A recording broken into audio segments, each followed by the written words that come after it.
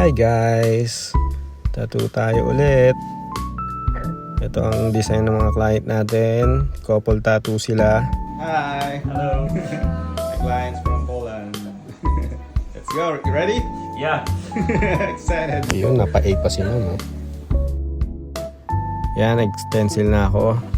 Mga taga-Poland tong client natin.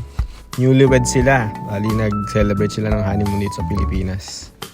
Ito, inumpisan ko na yung razor. Nag-outline ako, tapos dinidirect ko na ng shading yan, guys. Simple lang naman yung design ni sir. Tapos na rin to. Tapos, linis na. Linis. Yan, bali nag-decide sila kung saan part ilalagay yung kay ma'am.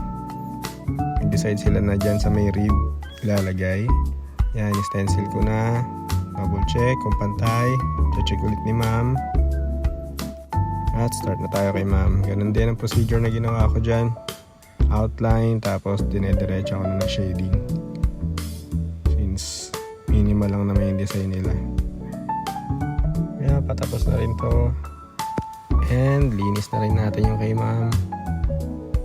Yan, linis. Ito na ang finished product natin. Ang meaning nga pala nitong kanji na to ay Ichigo Ichi. Means one time, one meeting. Yan.